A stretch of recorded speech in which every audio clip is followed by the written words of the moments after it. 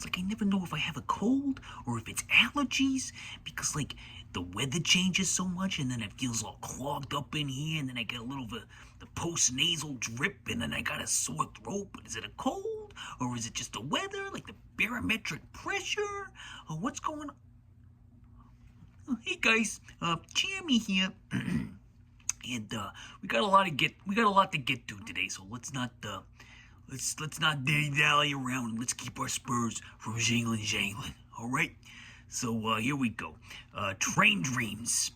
I just watched this one on Thursday on Netflix. This one's nominated for Best Picture this year. It's directed by a guy named Clinton Bentley or something like that. I don't know. I've never heard of him. But it's got Joel Edgerton, and he plays a man, like a real quiet man, so I relate to him because I'm more of the silent, brooding type. The only difference is that he's a real man. He's got big, thick, meaty paws that he uses to log and saw down trees in the wilderness in the 20s, 1930s, somewhere in there. It's like the old-timey, you know. Excuse me, I got some sinus problems this morning. But yeah, and then he meets a girl, you know, a very attractive lady, you know. She actually initiates conversation with him outside of church. And, you know, they start a family together. And then we watch as their train dreams roll past. And that's about all I'm going to say about the plot. And here's what I'll say about the movie. It's beautiful. It's a perfect movie. You know, like, it's one of those movies where I can't think of a single flaw. And, you know, I'm sure it's not a real perfect movie because real perfect movies don't even exist. Like, even Godfather 2 over there, I think Ebert gave that two stars when it came out. And, my point being that I think people are just too stingy with their 5 stars, the 10s out of 10s in movies. Like, what movie are you watching that's absolutely perfect? Because I guarantee you it doesn't actually exist. So let's take it down a notch. Let's lower the bar, right? Lower the bar, not in the bad way, in the good way. There's more great movies out there, and we don't need to be acting like we're all professionals. Oh, that one's only 2.5. That one's only 3. Well, I do that still, but I'm just saying, when you get a movie like Train Dreams that gets a nomination for the Best Picture of the Year, and I'm sure it's on all those National Board reviews and critics lists, it's a perfect movie as far as I'm concerned. Like, perfect in the sense that I enjoyed every second of it. Well, I didn't enjoy every second of it because it's actually very sad. Okay, but it's also uplifting. It's a sad, uplifting film about a quiet guy in the 1930s. Yeah, okay, that's all I'm going to say. Beautiful photography, by the way. I thought it was shot on film, but apparently it's a big-time digital production, which I guess makes sense because there are some things in the that would probably only work on digital. But yeah, it's shot in that 4:3 aspect ratio that a lot of movies are doing now that everybody's bought their 16:9 televisions.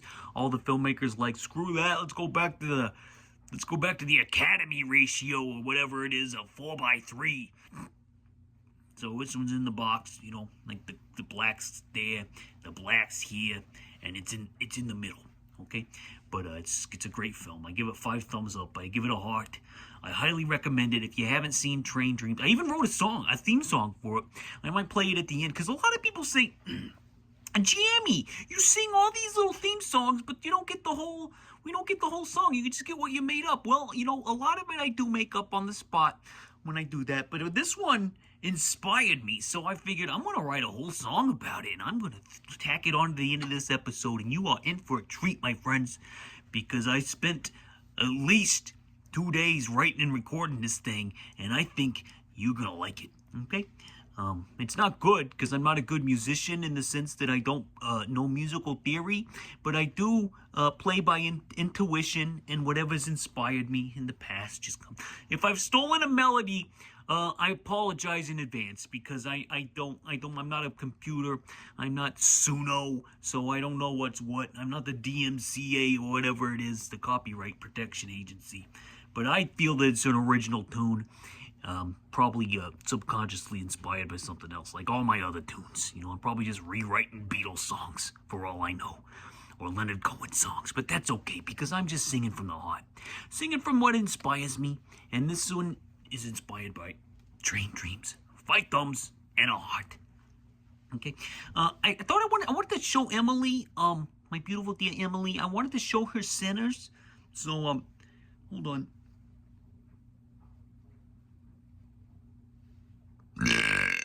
Oh God. Okay. So on Saturday we had the night to ourselves. Lucy was hanging out somewhere else. So I figured, wait, let's put the big screen up. Let's get the theater vibe going. You're gonna watch a movie that is culturally relevant. Another Best Picture nominee. Actually, the most nominations of any movie in the history of the Academy Awards. Ryan Coogler's Sinners, which I had seen last year, and I don't think I ever reviewed it for this show because it was right before that I started this. Or it was right before I started this, excuse me. I'm a little clogged this morning. But Sinners, I pulled it up on Max, HBO Max, and we went to town on it. And let me tell you something. It's even better the second time, you know? It's even because the first time you're like, okay, well, you know, pace is a little slow. I don't know where this is going. I like everybody. I like the music. I love the music, actually. I like a lot of the From Dusk Till Dawn structural elements. You know, I really like all that. Okay, but this movie is putting so many things on the screen and so much stuff at you that it's almost impossible to digest it all and to take it all in on the first viewing because your mind is kind of going. And it's a slow pace too, and I don't know how it manages to put all these themes and weave it all in there, but it does. I mean, this movie hits you over the head with 20 different ideas all at once, and it's just like it demands multiple viewings. And let me tell you, with the second viewing of Sinners, 5 thumbs up and a heart. I love these characters now, all of them. Okay, all the characters, even the bad guy, the Irishman and his goons. Like, there's so much cool stuff in this movie. Like the score, like not just the songs that they perform, but like the actual score. Like it shows a shot of the moon, and then it gives you that feeling of you're watching something badass. Like, this is cool, spooky stuff. And if you don't know anything about Sinners, I'm not going to try to give too much of it away, but I will say it's got a bunch of genres in there. It's got like Crossroads with Ralph Macchio, you know. It's got like From Dusk Till Dawn's the big one. I feel like that was a huge inspiration on this. Like, we're talking like some of the beats are exactly the same. And like in Lesser Hands, people would call it a ripoff. Or it's not a ripoff, my friends. This is what Tarantino does. This is a remix. Okay, this is a sample. He's taking things from everywhere and he's putting it all out there and putting it all into his own ideas, his own stew. He's got a stew going, and let me tell you, Sinners, fantastic. Couldn't recommend it enough. Make sure you stick through the entire credits if you're gonna watch it. And I give it 5 thumbs up and a heart. And if it ends up beating one battle after another for Best Picture, because that's the race. It's a 2-dog race, my friend. All those other Best Pictures, including Train Dreams, it's not going to happen for it. I'm sorry for those filmmakers. I really am. But it's between one battle, which is probably the one that's going to win, and Sinners. But if Sinners ends up taking it, no complaints here. That is easily one of the best pictures of the year. And it's all subjective anyway. So if you want to call Sinners the best picture of 2025, go for it. Because it's fantastic. Highly recommended. Watch it twice. Watch it more than that, because it's definitely going on the old rewatchables, Bill Simmons style, as they like to say on the internet.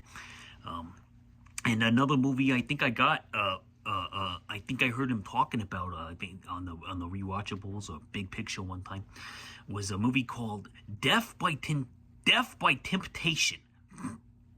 Excuse me. Came out in 1990, directed by James Bond III. He's a very soft voice, black gentleman. He's just got a very soothing voice. He's one of the main characters in this. The other guy was in, I understand he was in A Different World. Remember that show from the 80s, the sitcom? He was in that. Samuel L. Jackson is in this, it's like a succubus movie where like this lady sits at the bar and kind of draws these men in, and then she takes them back to her crib and gets down with them. And when after she gets down with them, she eats them up. She gobbles them up, and she spits them out. And then they got to figure out what's going on. Now, the main thing I liked about this was the entire middle stretch. Besides the aesthetic, it looks great. It's a Troma movie, and I was kind of shocked by that. Like, this is Troma? I didn't know they worked in this, like, higher, low-budget class. But this one's nothing like the Toxic Avenger or what's the other one? Duke High, Class of Nukem High, or whatever it is. You know, it's got all those, you know, you think Troma, you think Toxie and, like, trashy Tromeo and Juliet. This is like a real film. This is a real movie. You can see its influence on Sinners even. And, what's that? Demon Knight? Demon? Tales from the Crypt Demon Knight? Yeah, it's on there too. Candyman. Like, this was in 1990. This was ahead of its time. Like, an all-black cast.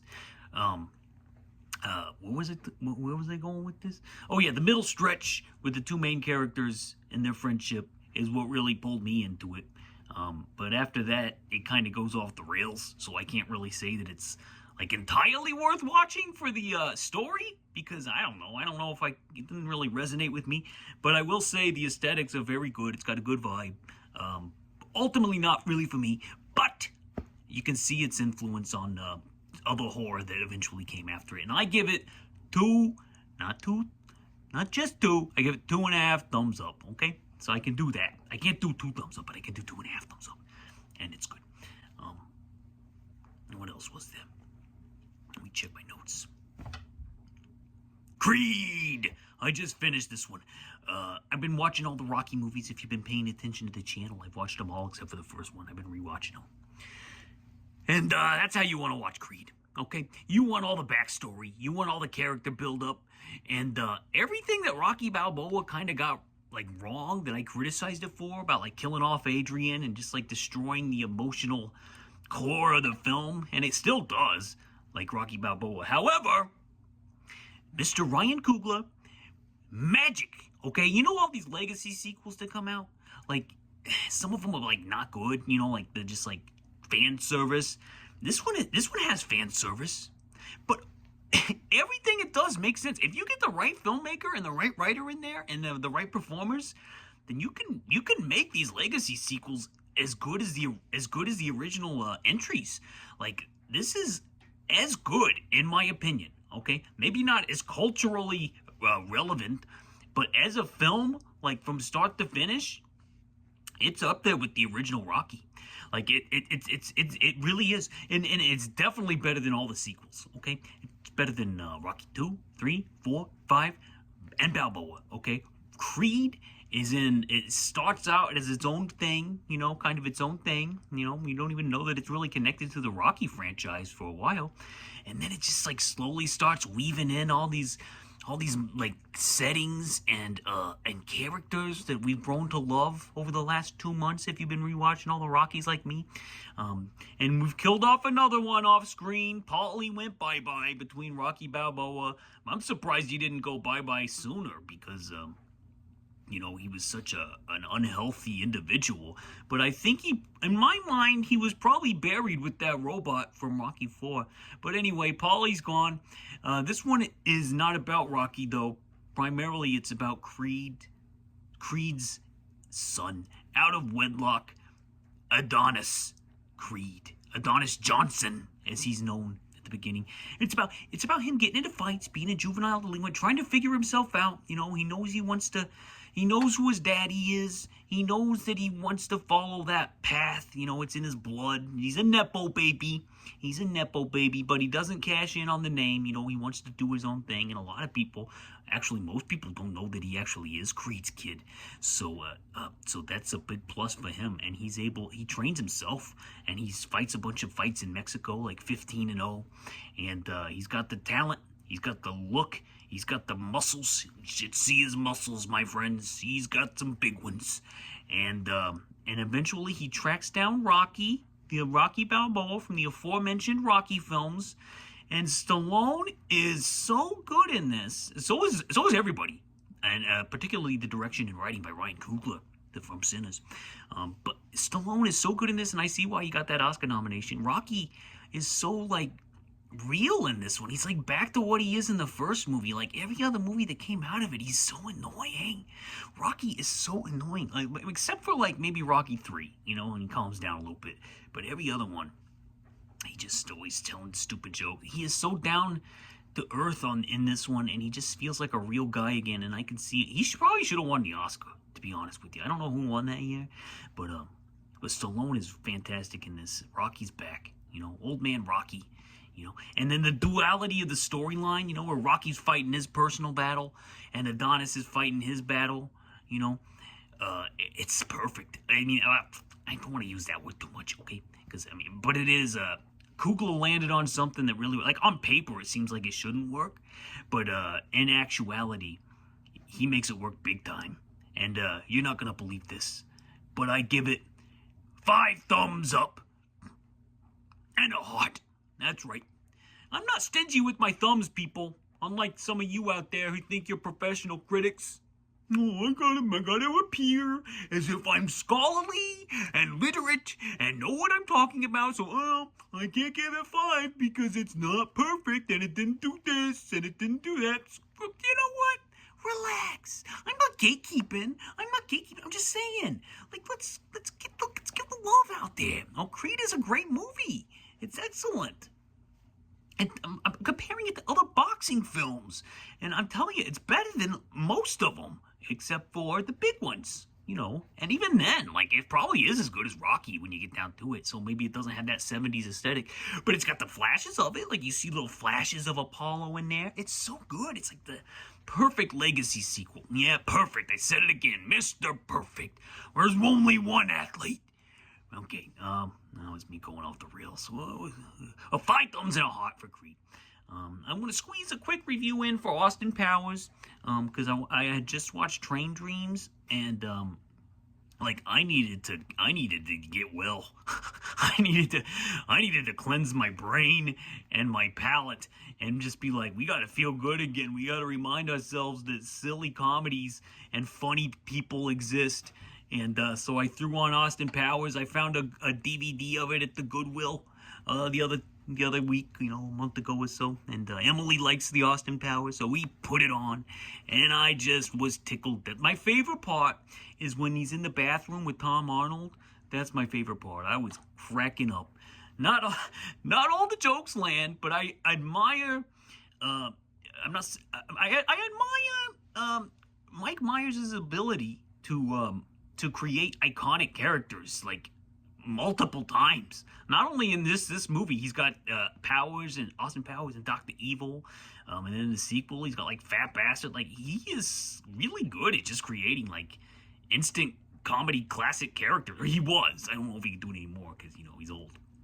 But Wayne's World, obviously. He's just got it, He's just got it. He's like a comedic genius. Apparently, he's a pain to work with, from what I understand. But Austin Powers, 3.5 thumbs up and a heart. And you say, Jeremy, you're comparing it to other comedies. Why isn't it like 5 stars? And I'm going to tell you, it's because... Oh, this Mississippi yearning is turning into a Mississippi burning. Maybe that's not appropriate. No, let me tell you a story. When I was a little boy, I used to have a paper route. Yeah. And folding papers and putting rubber bands on them. I used to watch this old interview show on Bravo. And this was in the mid-90s. And most of the interviews were from the 80s because it was kind of an older show. They were reruns. That's what we used to call them back then, reruns. And the show was called Champlin on Film, hosted by an old crusty movie critic named Charles Champlin. He actually wasn't that crusty, but he was pretty clean cut. One of these episodes featured a interview with Gene Hackman, and I remember him talking about his latest film, his newest film, Mississippi Burning. I don't remember specifically what he said about it. I do remember him saying that his next movie was going to be The Silence of the Lambs, And obviously that never ended up happening for him. That ended up being Anthony Hopkins, but I guess Gene Hackman was attached at some point. And I think they showed the opening of the film. Looked interesting. I logged it in my brain and got around to seeing it a couple years later in the late 90s. And all I remember at the time is it was really good, but it got kind of weird toward the end. And I don't think I was old enough to really appreciate it at the time. And I think it was kind of ahead of its time, Mississippi Burning. And I mean, honestly, the movie isn't doing anything Tarantino didn't end up doing. It's like one of those historical fantasies in the 2000s. So watching it now, I think the revenge aspect works a lot better than it did when it came out. And this is a harrowing film, I must say. It grabs you right from the beginning. The opening scene depicts 3 protesters who are being terrorized on the road. They're forced off the road. They're pulled over by these locals. These are local authorities that are chasing them, by the way. So they come to find out. And now I couldn't help but see parallels between this and what's going on out there in the real world today. What we're seeing out there in the streets. Luckily, we got video cameras on their every move. Well, not their every move, but on the big ones. And we're seeing the real stories, because like if these guys had video cameras on them back in 1964, I don't think these terrorists would be getting away with this stuff, But I think this movie should be required viewing for every American citizen right now in the United States. Yeah, Mississippi Burning. Watch it and tell me who the good guys are. Yeah, tell me who the good guys are. Tell me, what is it about Brad Dourif and his gang of merry men that you find appealing? The Michael Rooker. And I'm not being dramatic here. Yeah, this is the America they want. This makes them feel tough. Makes them feel good about themselves. All we can do, all the rest of us, the majority, all we can do is hope that there's a Gene Hackman-led task force out there that's going to do the right thing. And eventually the tables will turn again. Because look at the news-style interviews in this film. And listen to what they say. It's the same stuff you hear now. And this was taking place in the 60s. The movie was shot in the 80s. And these are reenacting the thoughts of what the people of Mississippi may have been saying then. And it's the same stuff you hear now. None of it's new. None of it. Maybe the direct target has changed. And the full power has the top behind it. But even that's probably the same. This is the same crap. Same hatred, same racism. Same learned behavioral BS. Same crap. Different day, different year. Same. We are never gonna learn. Never gonna learn. But enough about my soapbox. The performances are fantastic. You got Gene Hackman being as charismatic as ever. God, he was so good. Miss you, Gene. Miss you every day. He's without a doubt one of the all-time greats, Gene Hackman. Just an undeniable screen presence, that guy. Willem Dafoe is also in this. More than holds his own with the great Gene Hackman. He's still with us. He's the younger, more progressive FBI agent in charge of the operation. Hackman, he's got some of the old habits because he's from Mississippi, his character is. But he's trying his best, Frances McDormand is in this also. She plays the wife of super racist Brad Dourif, also known as Chucky. She is great. Her scenes with Hackman, were my favorites amongst my favorite in the entire film. Like, their chemistry is off the charts. And this young McDormand, I gotta tell you, maybe this isn't the time or place considering how serious this movie is, but she's a little motor scooter. And I love the scenes with Hackman. Like I said, just a joy to watch. Brad Dourif is great as usual. Michael Rooker is so good that I actually worry about him. Like, I worry that maybe he's too good at playing psychotic. I mean, he's scary as hell. Every time he shows up, I find him to be a very terrifying individual, and I'm kind of wondering, when does the art start and the human being begin, or something, or vice versa. I don't know. Michael Rooker, scary guy. He's got that voice too. The cinematography is incredible. The shots outside, I think it was nominated for an Oscar. This was nominated for Best Picture, by the way, in '88. The shots outside the motel room that they're staying at, they're just, I want to frame them, put them up on my wall. There's a terrifying moment where the KKK ambushes some folks outside of a church, I believe. And I mean, it's as scary as anything you'll ever see in a movie. The KKK is terrifying. Terrifying. Now this movie's got some criticisms, for focusing too much on white characters, and using the black characters maybe as cinematic punching bags. But that's not for me to say. That's a valid criticism. I'm not going to say that you can't criticize the movie for that. But I don't really watch movies, as we know, through that lens, through that identity lens, as they say.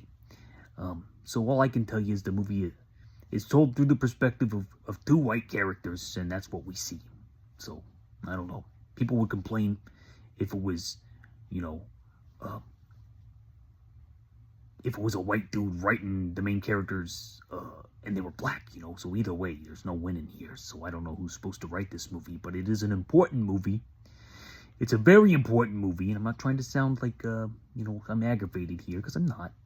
I'm just pointing out that my brain is too stupid to wrap myself around a sociological analyzing of films. It's just not how I watch movies. I'm sorry. No offense to anybody who does. That's your thing.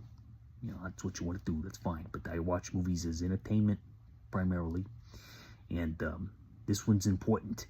So you see, there's scenes of racism in this that are so hard to watch, and so harrowing, that this is why I say every American needs to see this movie and wonder, geez, am I on that side? Is that the side I'm on? Is that the side I'm cheering on the internet? And some people are, Some people are proud of that. And I don't know, man. It gets me down. Where's Gene? Where's Gene? Miss you, Gene. Come back to us.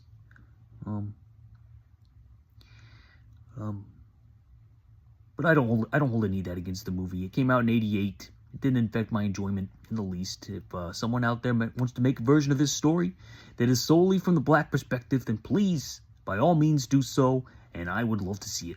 I'd watch it. I'd be there. But I'll still say this is required viewing. Some people find it offensive. Some people think it's one of the white savior type films. I don't know. I don't buy into those tropes. But I'm not. I'm not black, as you can see. I'm actually half Puerto Rican, half ginger, and I think I'm on 1/3 Jesus. So it's not for me to say. Anybody who wants to say that this does offend them, then by all means you can say that. But I think this is, I think that's downplaying the effectiveness of a lot of the more terrifying aspects of this movie that are true to life, even though it is a fictionalized version. It's very true to life. I don't know if there's any movie out there that really drives home how freaking insane racism is what I'm trying to say. So yeah, I enjoyed the hell out of it. Well, I didn't enjoy it, but it's definitely worth watching. And I did enjoy it. I was riveted to the screen the entire time. Give it my highest rating, 5 thumbs up and a heart. Not a perfect movie, but guess what? No movie's perfect. And my thumbs are purely to rate my enjoyment, as I am not a real critic like Charles Champlin on film. Yeah. Okay. Jeremy's spoken. Godspeed, peace, and love. Did you hear my tummy rumble? Must be time for lunch. Doodles. Bucky Beverly's train dreams while I'm awake. How much more will this pain am I meant to take? Oh God, for heaven's sake, I'm about to steer this train into a lake.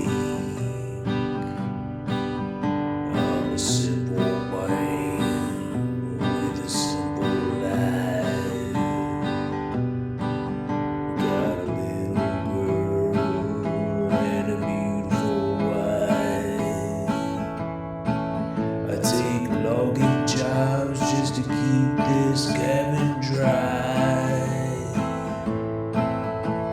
But all that faithful days fulfilled the sky, giving me train dreams while I'm awake.